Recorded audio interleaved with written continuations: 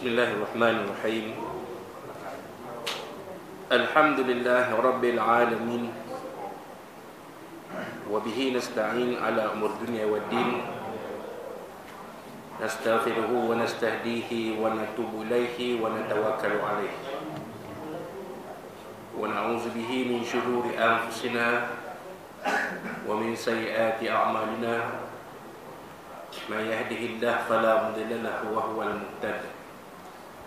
وَمَنْ يُضْلِلْ فَلَنْ تَجِدَ لَهُ وَلِيًّا مُرْشِدًا وَلَا هَادِيَ لَهُ أشهد أن لا إله إلا الله وحده لا شريك له وأشهد أن سيدنا محمدا عبده ورسوله اللهم صل وسلم وبارك على هذا النبي الكريم سيدنا وحبيبنا وشفيعنا وزورنا ومولانا محمد المصطفى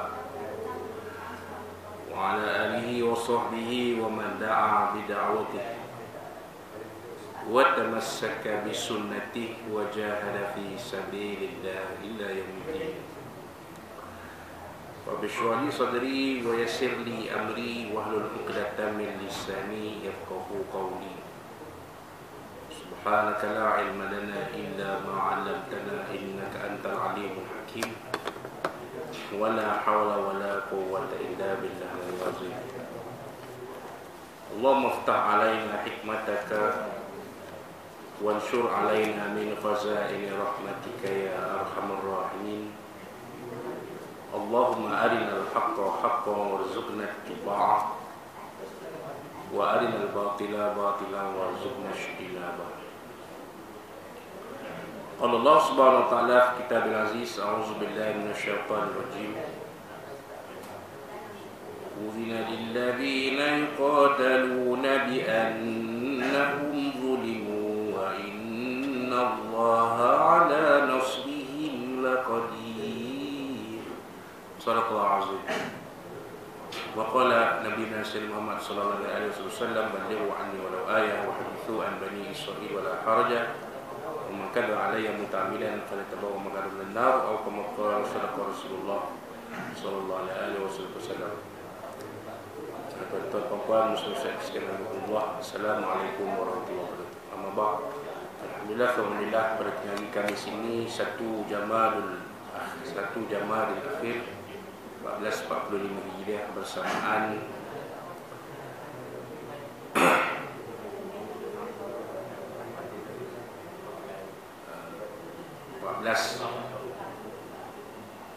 Disember 2023 masih madrasah sama kita zahirkan rasa puji dan syukur kita kepada Allah Subhanahu Wa Taala yang memberikan kita sekali lagi kesempatan untuk sama-sama menunaikan solat fardu zuhur berjemaah yang dipimpin oleh penimam kita Abdul Ustaz Muhammad Rizwan Yusuf Hafizahullah Taala.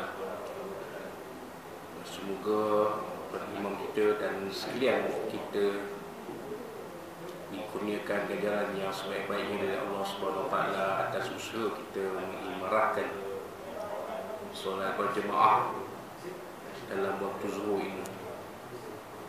Dan mudah-mudahan Allah Subhanahu Wa Taala memberikan kita kekuatan untuk terus mengimarahkan surah Al-Falah ini selagi mana kita dikandung hayat kita dikandung badan dan selagi mana kita masih berada di sini sebagai warga PDRM IPK Perak, insyaAllah.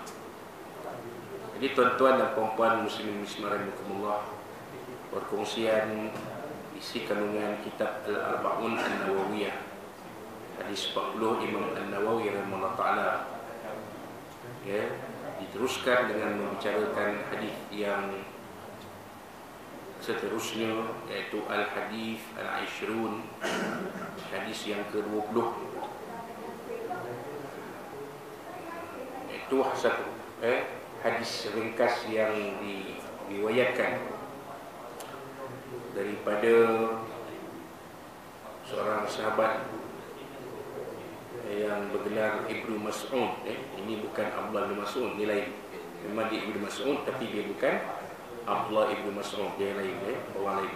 Abu Mas'ud, Ibnu Mas'ud. Ibnu Mas'ud, ya, daripada Ibnu Mas'ud, Uqbah Uqbah bin Amr bin Al-Ansari Al-Badri radhiyallahu anhu. Daripada Ibnu Mas'ud, nama sebenarnya Uqbah bin Amr Al-Ansari Al-Badri. Al-Ansari ini merujuk kepada sahabat-sahabat Nabi yang asal dari kota Al-Madinatul Munawwarah, kerana mereka dinamakan sebagai golongan Ansar oleh Nabi SAW.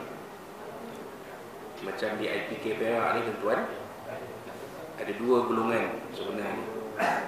Walaupun kalau kita kata kategori ada pegawai, anggota, kekitangan awam, itu terpakai di mana-mana dalam pasukan PDRM. Tapi kalau kita lihat di mana-mana pun Jabatan Persekutuan, ketika warga jabatan ataupun kita kata dalam konteks IPK Perak ni ada dua golongan. Satu, golongan Ansar, iaitu mereka yang asal dari negeri, sesuatu negeri tempat IPK itu berada. Macam IPK Perak ni, golongan Ansar ni adalah tuan-tuan yang asal sini lah, asal negeri Perak ni, 08 ke, ataupun mungkin salah seorang daripada Eropah, tuan-tuan asal Perak ke, ataupun mungkin tuan-tuan ni dibesarkan, tinggal di sini, dibesarkan di sini, walaupun mungkin lahir bukan di sini. Macam ada seorang pesara kita asal Kedah, tapi dah berkhidmat di IPK ni berpuluh tahun sampai persaraan beliau. Anak-anak beliau lahir di kampung, lahir di Kedah, tapi sekolah di sini, sekolah kebangsaan di sini, sekolah menengah agama di sini. Bila nak mohon yayasan, beasiswa Yayasan Perak, tak layak. Masuk IC, terus keluar jawapan anda tidak layak untuk memohon beasiswa Yayasan Perak. Pasal bukan 08, tapi pasal dah besar sini, sekolah sini, bolehlah dikategorikan golongan Ansar. Jadi golongan itu yang pertama. Yang kedua, golongan Muhajirin. Dalam konteks sahabat-sahabat Nabi radhiyallahu anhum, golongan Muhajirin ini adalah mereka yang berhijrah dari Mekah ke kota Al-Madinatul Munawwarah mengikuti Nabi SAW. Itu golongan Muhajirin. Macam Khulafa Ar-Rasyidin yang 4, itu golongan Muhajirin semuanya. Golongan Muhajirin semuanya itu. Sayyidina Abu Bakar, Sayyidina Umar, Sayyidina Osman, Sayyidina Ali, semuanya adalah radhiyallahu anhum, semuanya adalah golongan Muhajirin. Dalam konteks IPK Perak, seorang dari golongan Muhajirin ni saya. Tak ada sejarah pun di sini. Tak ada sejarah pun. Masuk Facebook tengok kisah-kisah Ipoh, bangunan-bangunan yang lama, Bazar Bulat dan sebagainya. Ramai tulis. Sebab yang tulis cerita, kongsi pengalaman dia. Pasal mereka ketika itu mereka dibesarkan di sana, berada di sana, tinggal di sana. Walaupun kita tengok profil dia, duduk Kuala Lumpur, duduk Shah Alam, duduk Putrajaya, duduk Johor Bahru, duduk Penang. Ini sebab besar di Ipoh. Jadi sejarah tu, sejarah mereka tu banyak di Ipoh, banyak di tempat asal mereka. Jadi macam saya juga lah, kan, Seremban dulu-dulu. Bolehlah saya tulis apa-apa sebab sejarah kita di situ, besar kita di situ, sekolah kita di situ, saudara mara kita pun di situ. Jadi di sini berhijrah, berhijrah ke sini untuk mencari rezeki, merantau, membesarkan keluarga. Itu golongan Muhajirin. Jadi itulah dia. Jadi kalau kita faham maksud Al-Ansar tu mudah. Golongan Ansar ni mereka yang sahabat Nabi yang asal dari kota Al-Madinatul Munawwarah ataupun nama-lamanya Yathrib. Lahir situ, besar situ, ya, berkeluarga di situ. Dan seorang ni ialah Uqbah bin Amr inilah. Al-Badri ini merujuk kepada, kemungkinan merujuk kepada nasab keluarga. Nasab keluarga Al-Badri. Macam orang Arab, ini kebiasaan orang Arab. Kalau orang Arab tu kita tengok Asy-Syaukani contoh, tu mungkin nama nasab keluarga dia, nama keluarga dia, ataupun yang lain lah kan. Contohnya ataupun nasab kepada tempat asal dia, kan. Al-Firaqi contoh, ini asal Perak. Al-Buti, buta kan, orang buta Al-Buti, tapi tak bermakna almarhum Syekh Sa'ad Ramadan Al-Buti itu asal buta Perak kan, dia asal Syria, tak ada kena-mengena dengan buta pun, tapi nasab dia Al-Buti. Al-Buti, mungkinlah boleh kata gitu. Baik, radhiyallahu anhu, Allah redha kepadanya kerana beliau ni seorang sahabat Nabi.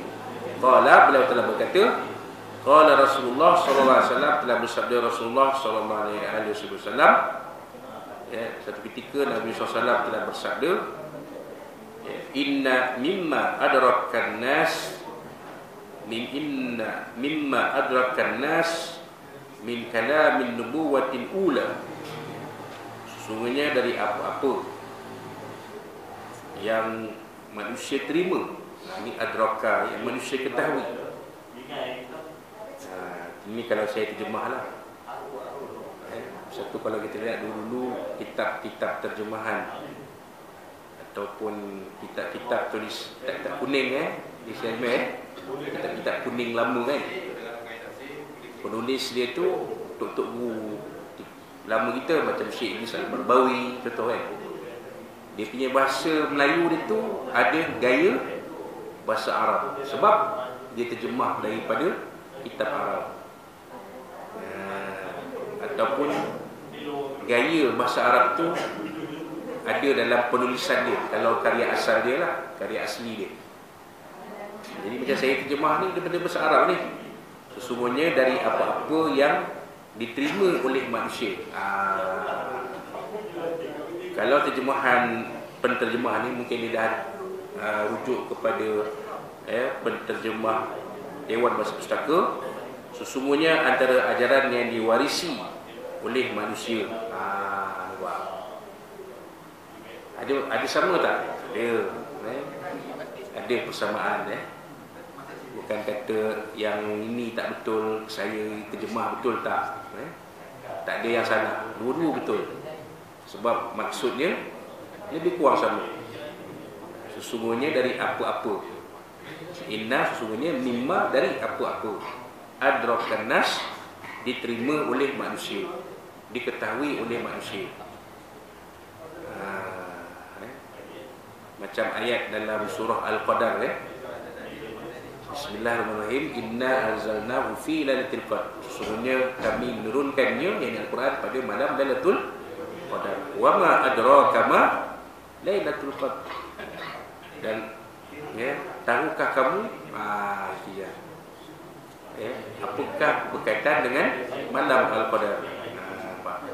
Jadi adraka tu diketahui, dari apa-apa yang diketahui manusia.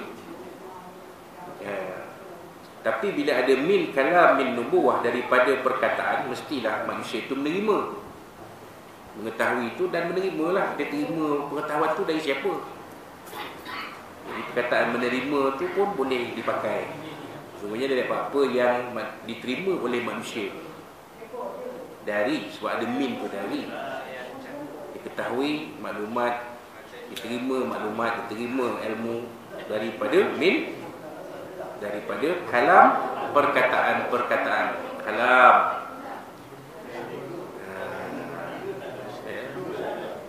kalam, perkataan-perkataan, ayat-ayat, ajaran-ajaran, nasihat-nasihat, wasiat-wasiat. Bolehlah kalam kita boleh terjemahkan ke situ. Nabi bersyarah, Nabi berceramah, Nabi menyampaikan, Nabi memberi nasihat, Nabi memberi tazkirah. Itu fungsi para Nabi dan para Rasul, memberi penerangan, memberi nasihat, memberi tunjuk ajar, memberi ilmu, memberi pengetahuan. Itu fungsi Nabi dan Rasul. Memberi khabar gembira, basyir, memberi peringatan, amaran, nadhir. Itu fungsi Nabi Rasul yang diteruskan oleh para ulama. Al-ulama warathatul anbiya, dijadikan diri nasyid. Ulama pewaris Nabi, sebab ulama itu mewarisi tugas-tugas Nabi Rasul. Kan? Jadi apa yang Nabi nak sebut di sini? Dari apa-apa yang banyak, tapi ada sebahagiannya daripada banyak mimama ni. Apa-apa banyaklah. Tak terkira. Tapi dari sebahagian, sebahagian daripada apa yang nak yang manusia terima daripada ajaran Nabi-Nabi terdahulu, maksudnya daripada Nabi Adam, Nabi Idris, sampailah kepada Nabi Isa alaihi salam. Kalau dalam Quran ada 24 semuanya. Kalau dalam hadis Nabi 312 para Rasul. Kalau Nabi 124,000. Tolak Nabi SAW 1, 2, 3, 999. Sebab Nabi kata Al-Ula. Al-Ula ni terjemah yang terdahulu. Al-Ula. Wal-akhiratu khairul laka minan ula. Dan akhirat lebih baik untuk kamu daripada Al-Ula. Al-Ula ni bermakna ad-dunia, dunia. Akhirat itu lebih baik untuk kamu daripada dunia. Jadi itu satu makna. Al-Ula di sini maknanya Nabi-Nabi sebelum Nabi, Rasul-Rasul sebelum Rasulullah Muhammad sallallahu alaihi wasallam.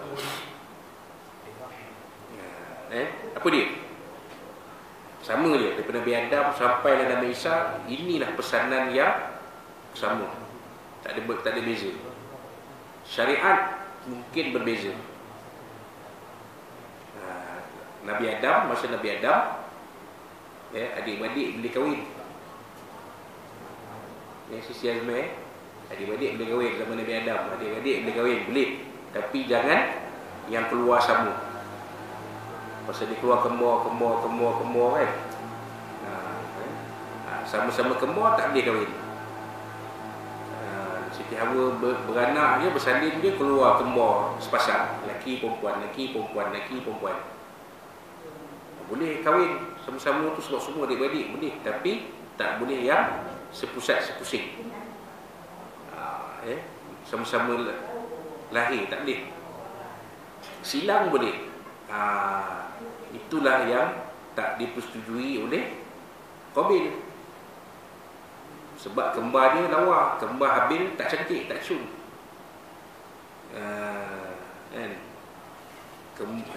Qabil kembar dia lawa macam Era Bazira. Habil kembar dia macam Dayana Faizah. Kita mana mau Qabil nak kahwin dengan Dayana Faizah. Apa hitam tak mau. Qabil. Habil tak ada masalah. Habil ni dia pasrah tak apalah, ni tak jual apa ke tembok dah lawa kau sembang lah. Tu ceritanya lah zaman kita kan. Tapi nak ceritakan benda tu, itu syariat pada zaman Nabi Adam AS. sampai kepada Nabi-Nabi yang terdahulu kemudian-kemudiannya, kalau kahwin dua boleh dimadukan adik-beradik. Boleh. Sampai pada syariat Nabi Muhammad SAW tak boleh. Boleh madu, bermadu boleh. Kak sebut madu ni dia belakang ni memang angin lah. Orang perempuan dia dengar madu yang angin. Makan madu tak apa, jangan bermadu.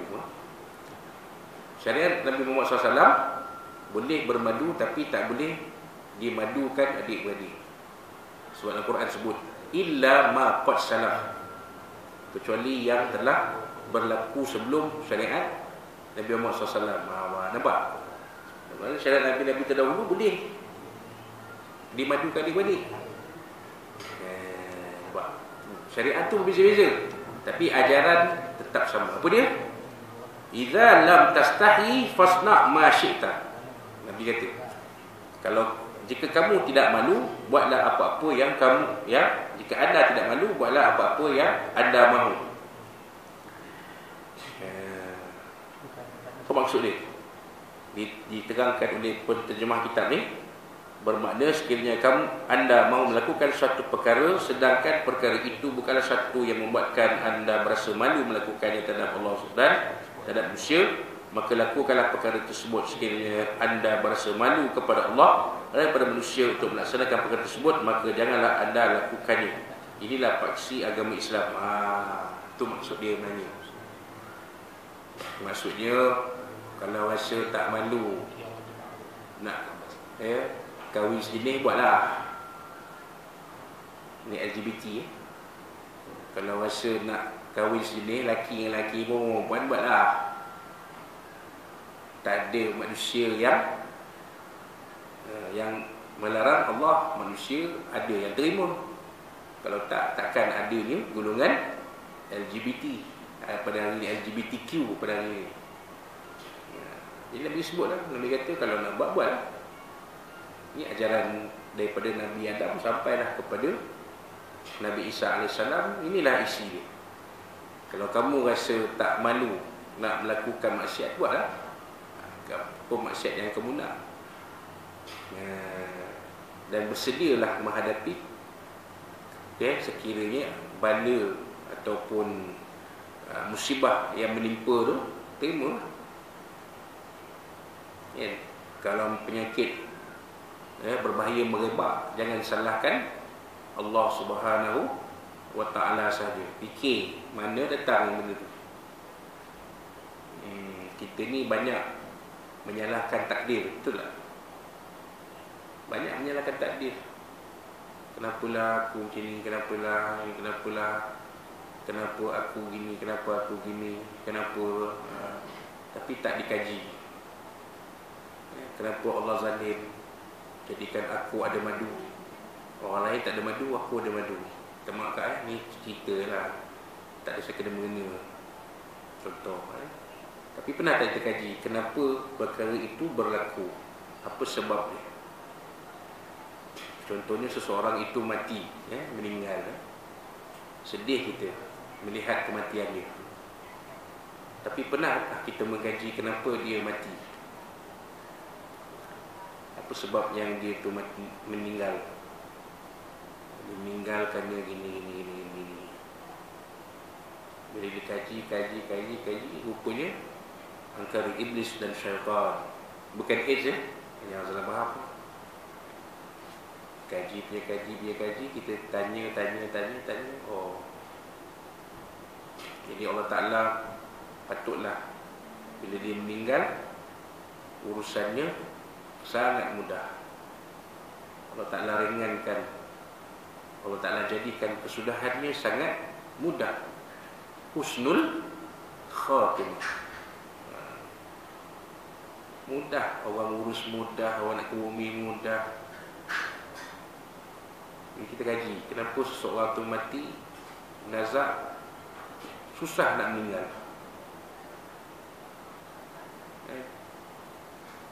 Susah nak meninggal. Pernah kita mengkaji sebab kenapa seseorang ini susah nak meninggal, nazak ni berpanjangan. Pasal apa? Pernah kita kaji. Kaji. Oh, Ada benda tak selesai urusannya di dunia. Cek. Oh. Dia ada penagihan orang ni. Cek. Rupanya dia ditipu duit orang. Jadi scammer. Contoh, tipu duit sampai 2,000, 3,000.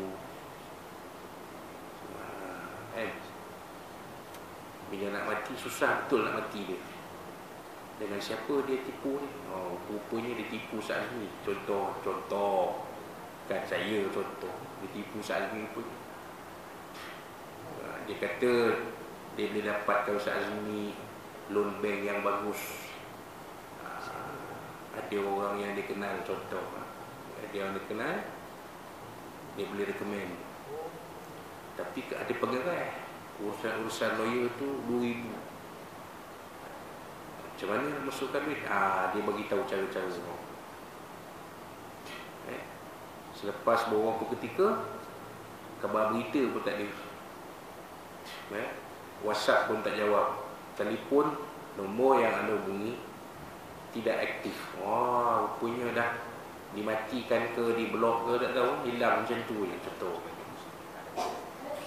Jadi tengah lah Ustaz ni kena scam sampai 2,000, 3,000.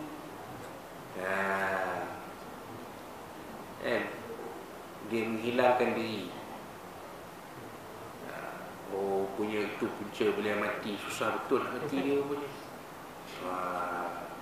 Waris si Polan ni kena cari lah. Cari berusaha cari 2,000, 3,000. Jumpa Ustaz ni, pulangkan balik. Datang satu orang hamba Allah jumpa Ustaz ni. Contoh, tuan, adakah tuan ni Ustaz ni? Ya, saya. Kamu ni siapa? Saya waris sepolan. Dia ni nazak teruk, tak boleh mengucap, tak mati-mati. Kami dah cari apa sebab jadi macam ni. Rupanya dia ada tipu duit Ustaz 2,000, 3,000. Kononnya gini. Jadi kami nak pulangkan balik duit ni, dan kami mohon Ustaz ampunkan kesalahan sepolan ni, supaya dia mudah mati, mudah urusan dia. Jadi kalau kita macam mana? Kalau setengah orang ambil duit tapi tak maafkan, pergi mampus lah.